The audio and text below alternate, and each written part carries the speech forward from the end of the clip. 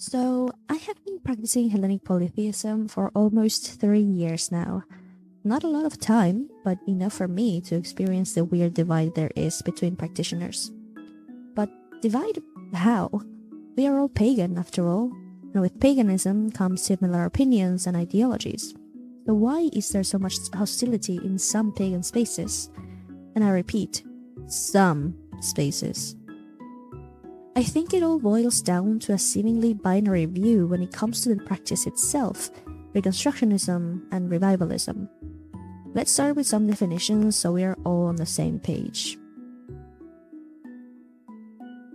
So, what is Reconstructionism? Traditionally speaking, Reconstructionism is the practice of reconstructing a past event through evidence. Similarly, a Reconstructionist, or Recon for short, takes this same philosophy and applies it to their practice. HelPol Recon will fairly often take archaeological sources, examine how the practice was carried out during the classical and Hellenistic periods, and will try their best to keep tradition unchanged while practicing in a contemporary context. So, for example, we know that in the ancient Greek religion, not quite a religion, but we're gonna get into that later, shrines and altars were set up for Oranic gods, mostly outside, because it was believed that the gods needed to see and smell their offerings in order to receive them, and setting them up within temples or under roofs would prevent them from doing so. A Recon would then set up their altar outside, following the logic of the ancient Greeks, keeping tradition intact and honoring their religion. On the other side, we have Revivalism. Outside of a religious context, revivalism is simply a movement that aims to restore or revive the interest on something that has faded or declined over time. Following this logic, revivalists take this same philosophy and apply it to Hellenic Polytheism, bringing back interest in polytheism, restoring the faith in the gods, and returning the praise to them, all in the contemporary context we live today. Taking our previous example, a revivalist practitioner may understand why the ancient Greeks believed the Oranic gods needed open-air shrines and altars. Oranic gods are the gods of the sky or the heavens, so it would be logical that they need to see and reach the offerings in order for them to know that they have been offered gifts. However, the revivalist practitioner also takes into consideration the context of the modern practitioner. Not every person has an open space, the resources, or even a supporting environment to set up shrines or altars outside, or even set up one. In response to these issues, the revivalist practitioner may come up with a solution to overcome the contemporary age obstacle. They may have a shrine indoors, may not have one, or may find any other solution. These adaptations are required to make worship and practice accessible to anyone who may want to partake in the religion. Now, some may say that they are the same, but I argue there's a core difference. Usually, revivalists will take into consideration the social, cultural, spatial, and temporal context the ancient Greeks lived in, take the same ancient practices and adapt them to their own contexts to honor the gods and the culture as best as possible. Reconstructionists will usually take the traditions and practice them as closely to the source as possible, so tradition is upheld and unchanged. Neither are wrong. So, if there are two options and neither are wrong, then why is there so much divide within the pagan community? I believe that the hostility in online pagan communities was born because of cultural appropriation and the failure to pin the blame on the correct people. Hellenic polytheism and most pre-Christian beliefs that have been brought back fall under the neo-pagan umbrella. I know some of you shuddered when hearing that. It isn't any news that neo-paganism has quite the bad reputation.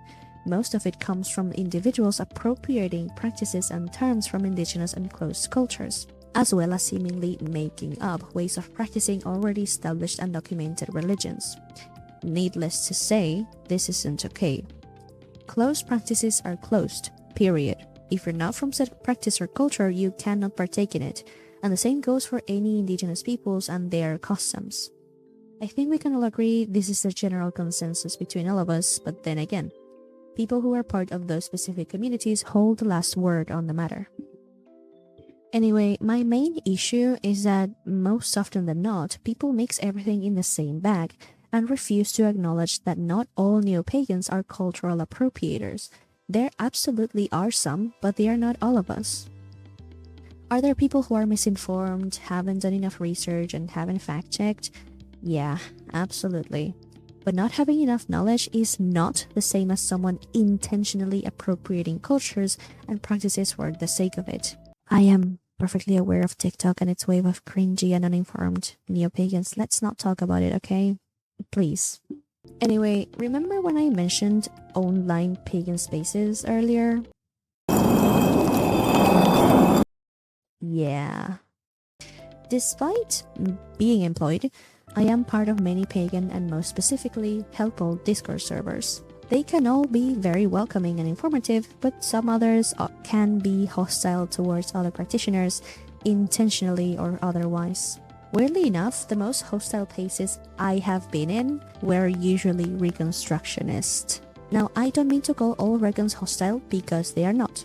Just like neo-pagans, Recons usually get bad reputation because of the actions of a few, and that is not what I aim to do here. With that being said, I have been part of these rather toxic spaces, and I'd like to discuss some interesting claims I have seen from these people.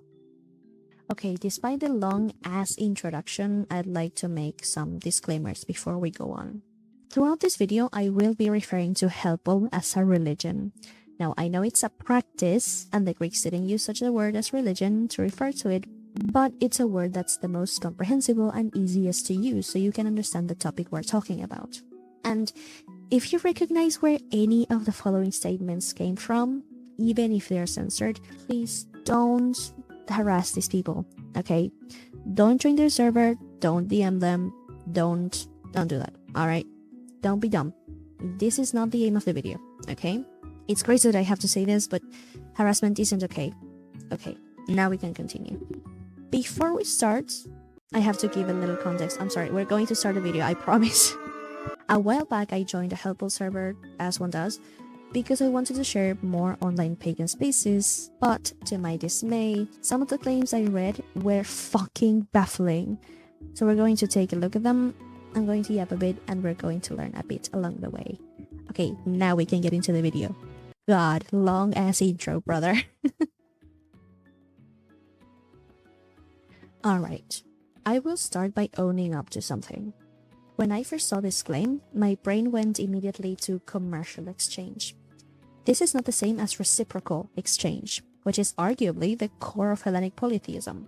Commercial exchange is your usual buying, selling, and trading services or commodities. Reciprocal exchange, on the other hand, is more personal and involves some sort of partnership between two or more parties. I would even argue that, yes, the relationship with the gods is transactional. When a relationship, or charis, is established, we trade praises, sacrifices, and honor for favors that we cannot get on our own. Both parties, the deities and the worshippers, are getting things in exchange for others. This is inherently transactional. Still, I would like to take a little detour on worship, reciprocity, and why we build partnerships with the divine. To start, we need to get into why the ancient Greeks, and by default us, worshipped the gods. Back in the classic and Hellenistic era, people didn't have the same commodities that we have today. So in order to have prosperous and peaceful lives, they searched for the aid of the gods. As John D. Michelson explains, the people of the time asked for aid in fertility of crops, animals and humans, economic prosperity, good health, and safety in war and seafaring, as well as other broad aspects of daily life. These matters were all out of the worshippers' control, so they resorted to divinity to help them navigate these complicated situations. As Jennifer Larson explains next, when worshippers get their prayers answered, they will return the generosity of the gods with many gifts, namely food offerings, libations, songs, dances, hymns, votives, and sacrifices. This continuous exchange between the two agents, the worshipper and the god, throughout the worshipper's life is what builds and fuels reciprocity. The way these acts of reciprocity are retold aims at a transactional relationship between gods and humans. You give gifts, the god repays with a blessing. This is especially true in the ancient communal religion. As many of us know, Hellenic Polytheism was a religion that was practiced mainly communally. Each city had its patron god or multiple gods that the city asked for aid to, and this included priests, priestesses, the oligarchy, and common folk. This exchange of offerings and honor for blessings is inherently transactional. This was especially the case in the state religion, where the whole city benefited from the god's blessings, and in some cases the worship of some gods was even politically motivated. This was incredibly common in the ancient culture, and our stigma around transactional relationships with the gods come mainly from Christian archaeologists and researchers pushing their own Abrahamic worldview onto the hypothesis about how the ancient Greeks engaged with their gods, hence naming these relationships as materialistic, even though these relationships being materialistic is not a problem and was not a problem to the ancient Greeks. Even if the gods can give us tangible things, I believe there's something much more valuable. This is the personal relationship each practitioner has with each god they worship, the religious agency every worshipper possesses and chooses to exercise. What I'm going to say next will sound strange, but some people have spiritual needs, and religion, whichever it may be from the thousands there are out there, fulfills them. Hellenic Polytheism, as a widely known religion, also fills this gap some people have, the one that yearns for the comfort that we humans aren't alone in this world. We can come to the conclusion that the ancient Greeks also had these issues, this craving for spiritual connection to a higher being than themselves, because they were human too. Rask states that the sense of reciprocity, so evident in literature and epigraphical sources, however, often went beyond the transactional towards the exceptionally intimate and sentimental attachments. The idea of a protective divinity personally concerned with a human worshipper was already apparent in the Homeric poems, and Mary Lefkowitz comments that Sappho describes a relationship with Aphrodite that appears to be both intense and personal. These relationships hold a lot of emotional and personal value, even if they seem one-sided. We cannot state for sure whether the deities actively care for us or not. After all, we can't speak for divinity. And if we did, we'd be sent to the pits of Tartarus for hubris. Sadly, there aren't many sources on the personal relationships the Greeks of the time had with the divine. This is mostly because researchers have focused on the public and communal aspect of Hellenic polytheism mainly, leaving the individual experiences with the divine aside to focus on the practice as was observed in Athens. However, we do have some insight into personal religion in Hellenic polytheism, but we will touch on that matter further on.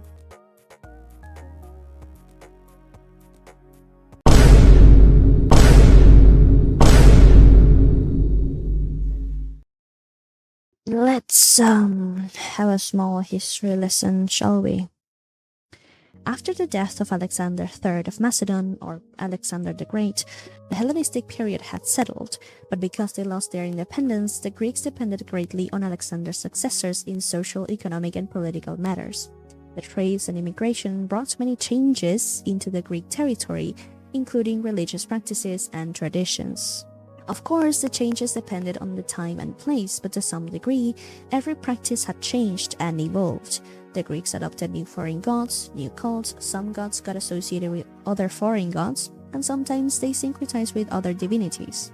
In Continuity and Change in the Hellenistic Period, John Michelson explains that in some parts of the Greek territory, the change was such that it would be erroneous to imagine a single form of Hellenistic religion that was practiced by all, or even a majority of Greeks at any one time. By that point, the Greeks, mostly on Delos and Alexandria, had integrated a sort of melting pot. The increased movement and settlement of Greeks and non-Greeks around the New and Old worlds had promoted immigration and emigration. John Michelson argues that this movement may have been one of the most important factors in the continuous change in the religion, since immigrants were now introducing their foreign gods to the city and their community. The Egyptian Serapis and Isis, the Syrian Atargates and Hadad are some examples of the new deities that had been introduced in cult. Also, Hermanubis exists.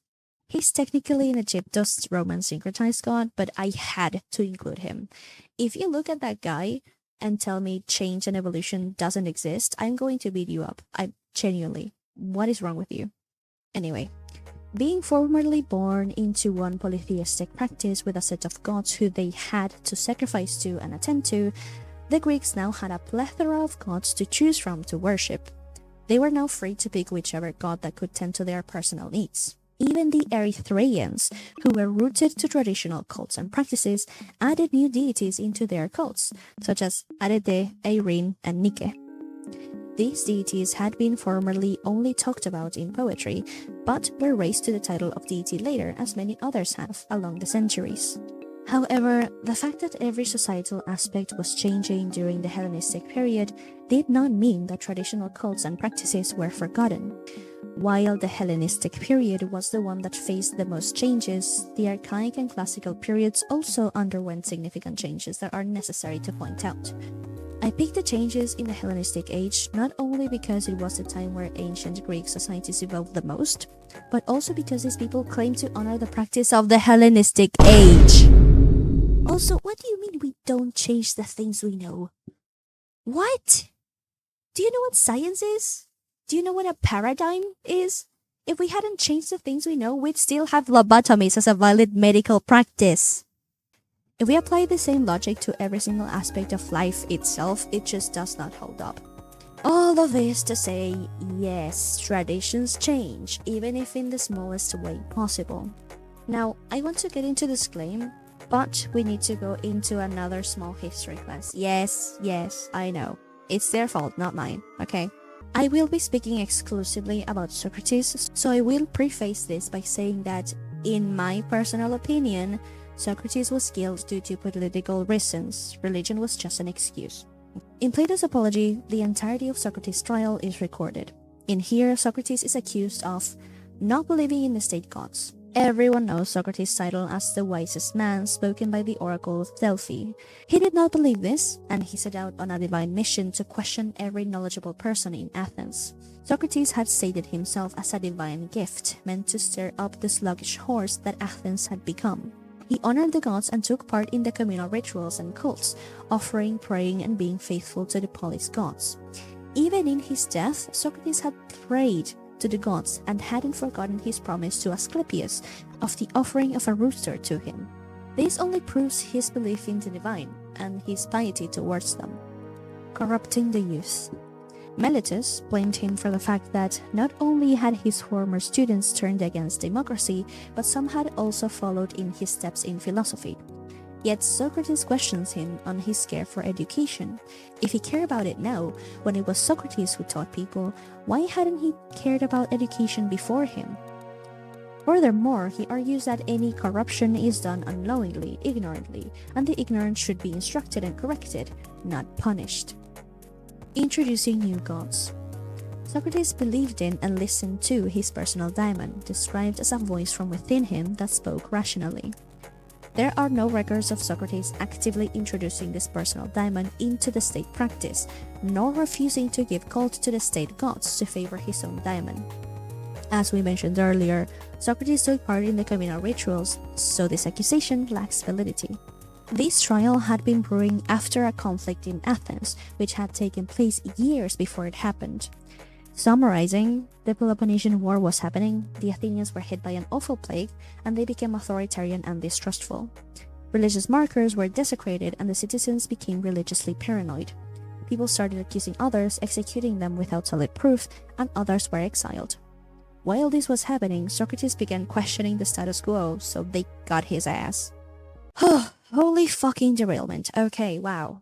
This was disgustingly summarized, so if you'd like to learn more about Socrates, I highly recommend Rationality Rules video on him. This channel is my absolute favorite, so I'll leave the video link below. A quick disclaimer, the video does use AI visuals and it's low-key a fucking pain in the ass to watch, but the channel doesn't use AI anymore. Anyway, my point is that in Socrates' specific case, he wasn't killed for being impious. The charge of impiety was a decoy to get rid of him.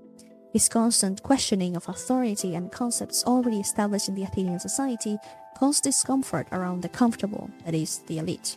This was not a religious issue, rather a politically motivated one, as were many other executions and exiles of this particular time. Even though this can be debated upon, the Athenians had several political and social issues that led to the exile and executions of a lot of people. In the majority of cases, it was hardly a strictly religious matter. All of this to say that Athens was the one to be wary of bringing new gods into the city roster. Being a centralized type of worship, it was the oligarchy who had to accept new gods, not anyone else.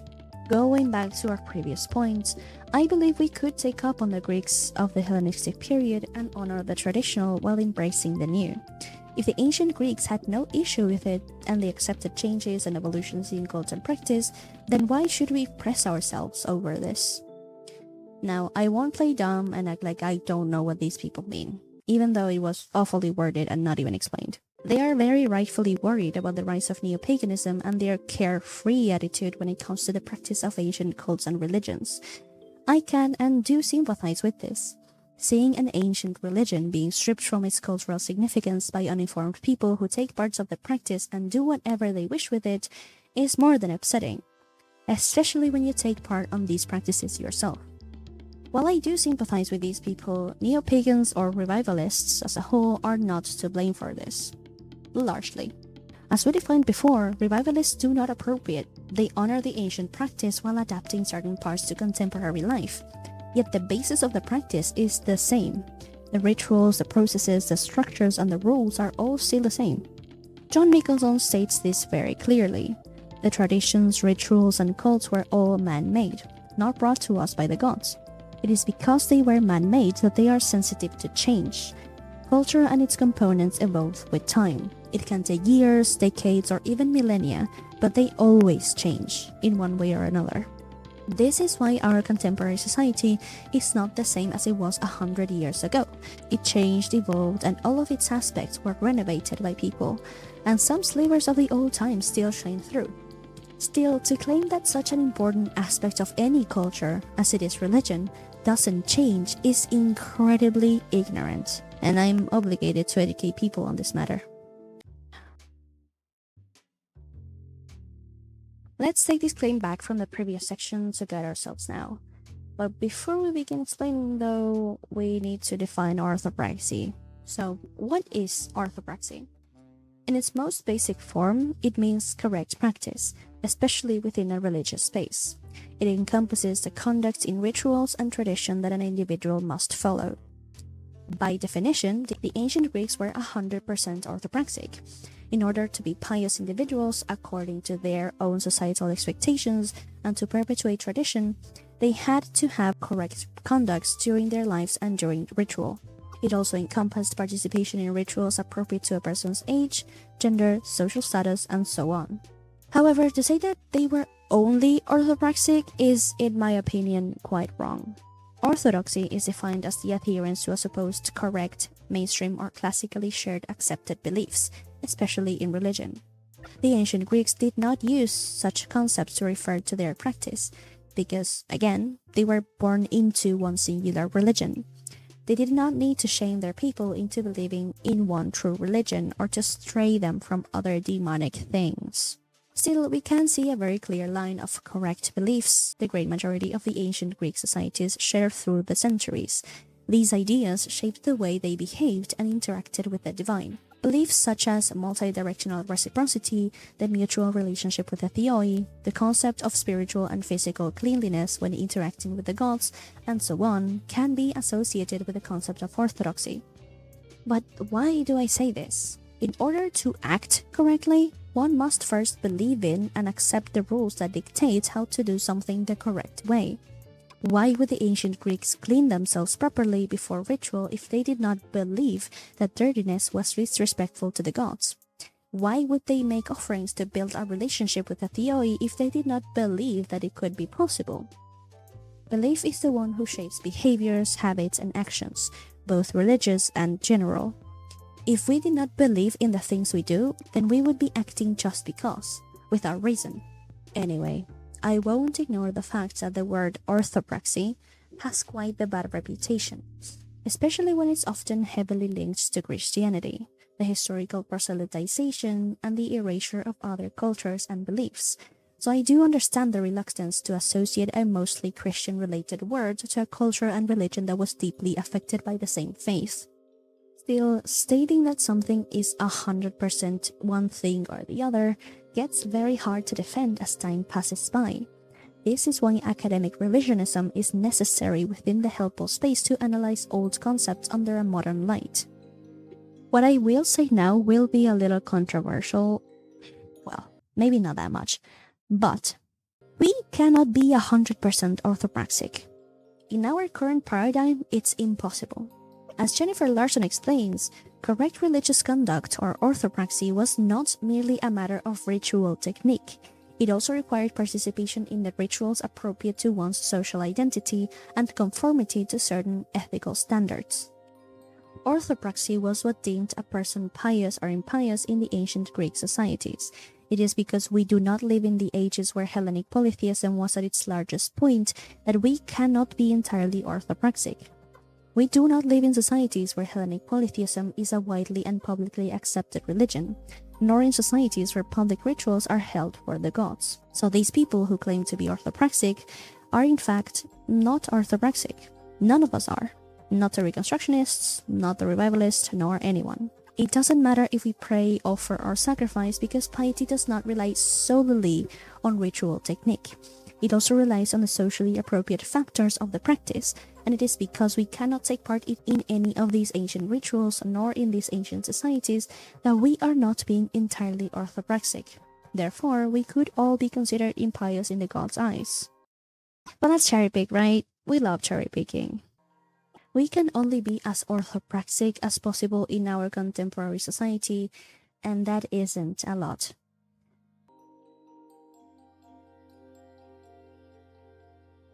Oh boy, here we go.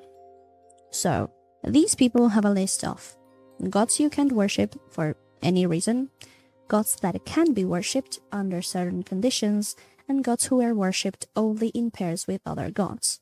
For the sake of the video's length, I will only talk about some of the gods mentioned, lest this video is 3 fucking hours long. Let's start by stating some facts. The ancient Greeks did not worship all gods. This is virtually impossible since there are too many gods and we are cognitively and practically not able to engage with them all. Jennifer Larson describes this perfectly.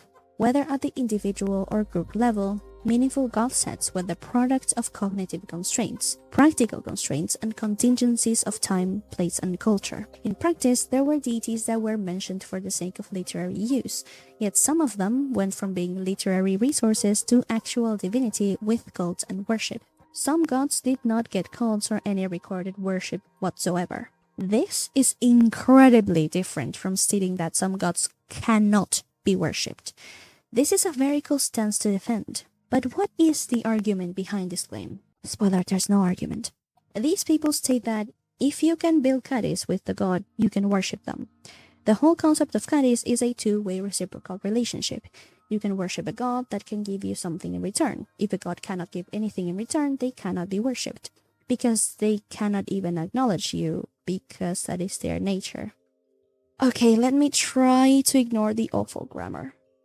As we saw earlier, one may worship a god or goddess for a feeling, a sense of comfort, of courage, or of purpose, and this alone can be enough for a worshipper.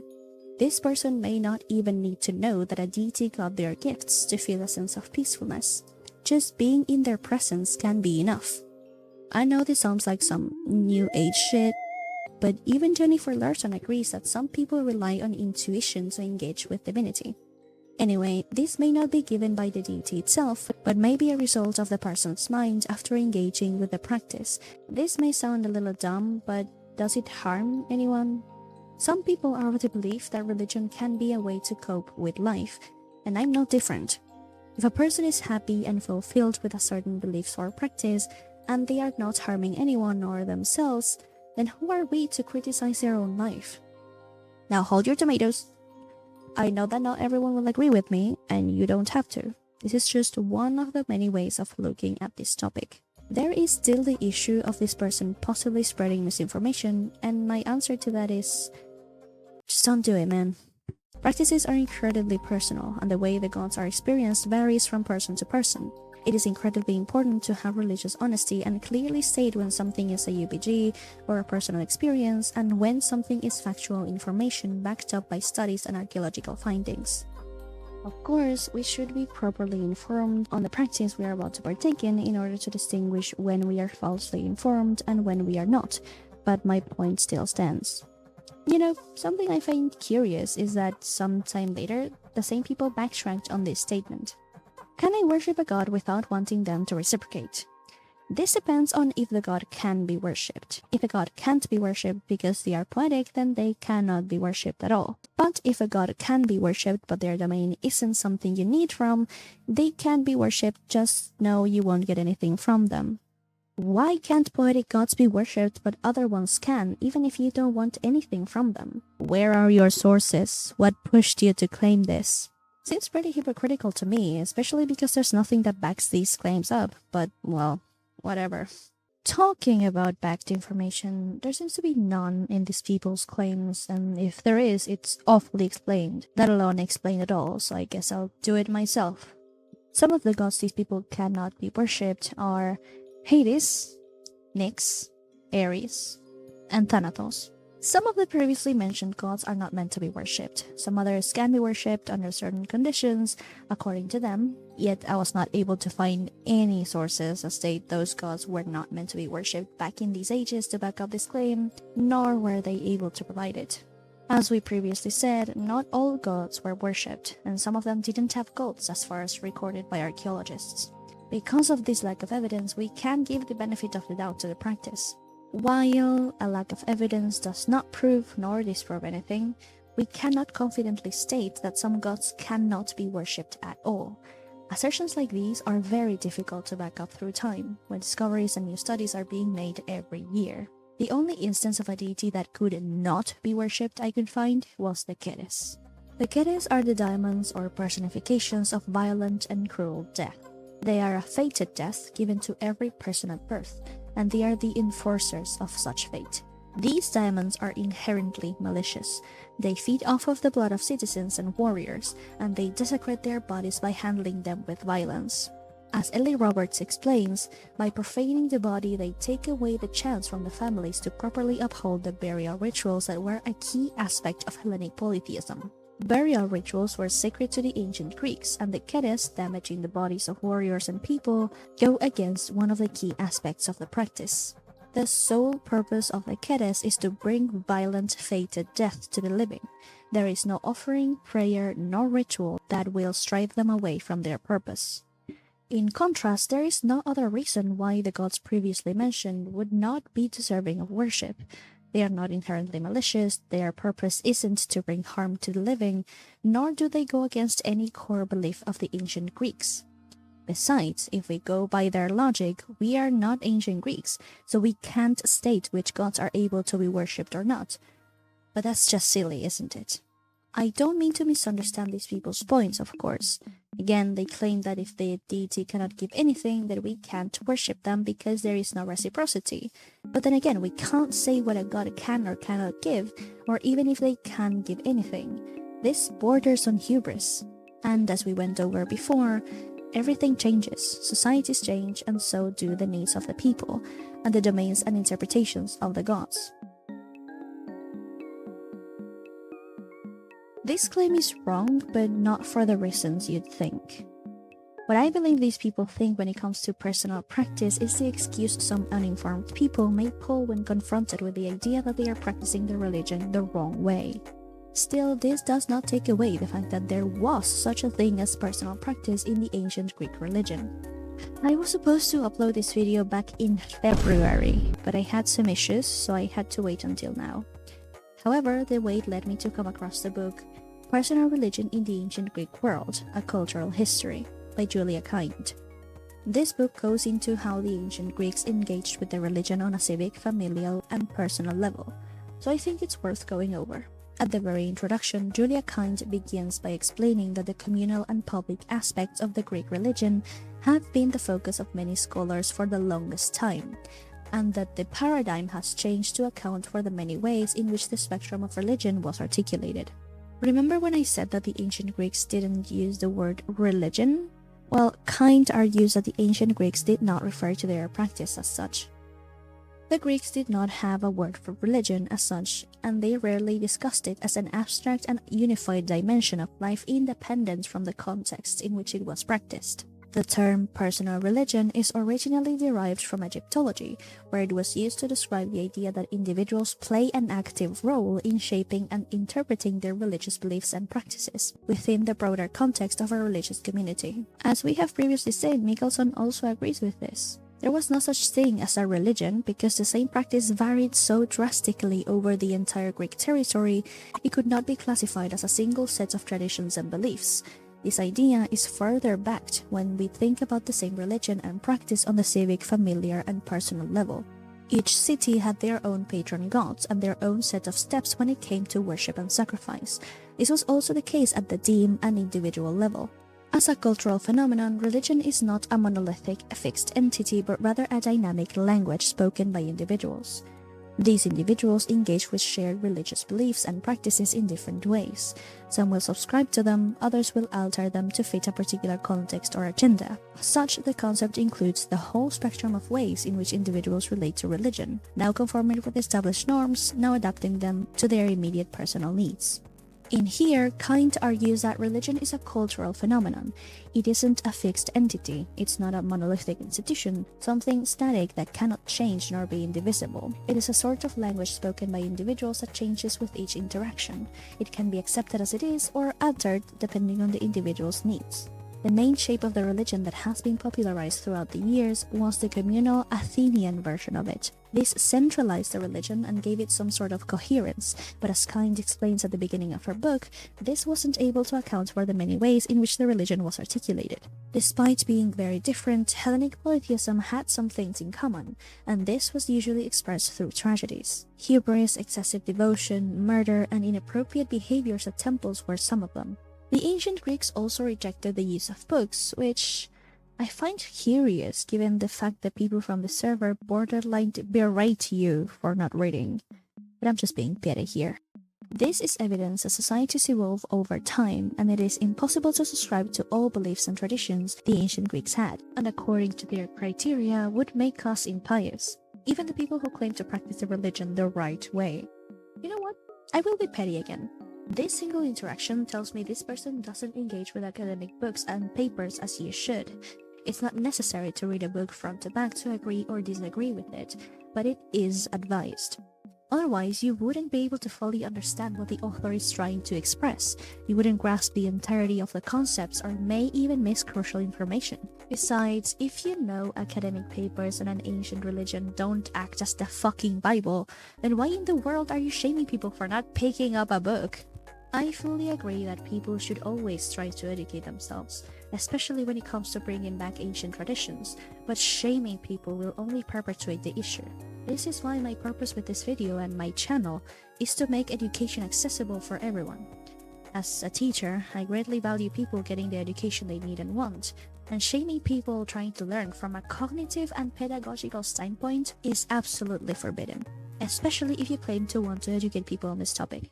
Now, I know I may have come off as harsh during the whole video, but I just want to clarify. I don't hate these people, nor do I think they're entirely in the wrong. I genuinely feel bad, especially for the server owner, because, guys, she got hit with the cult leader allegations. We can't make shit up about people who we don't like or disagree with.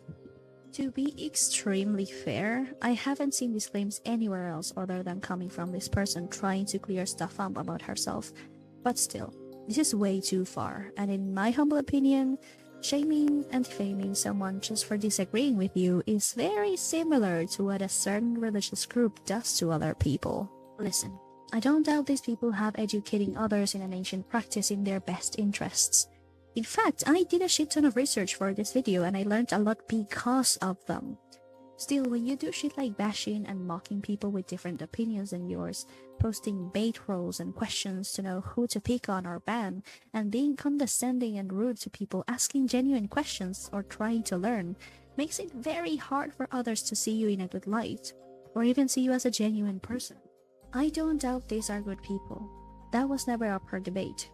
But I also believe they can do better. If they switch their focus from policing others' practices to genuinely caring about educating people and being more accepting, I strongly believe they will get better. And that is my genuine wish for them. So, what do you think? Have you ever come across anything like this? Let me know. I'd love to read your thoughts on the matter. Also, if I made any mistakes, please let me know.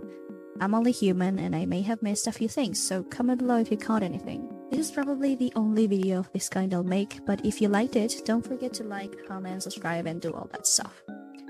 I really enjoyed the whole process of making this video, so there will be more on the way. But alas, I am a simple college student and a teacher, so you can probably imagine how overworked I am. But anyway, that's about it for today. Never stop learning, and I'll hopefully see you on the next one.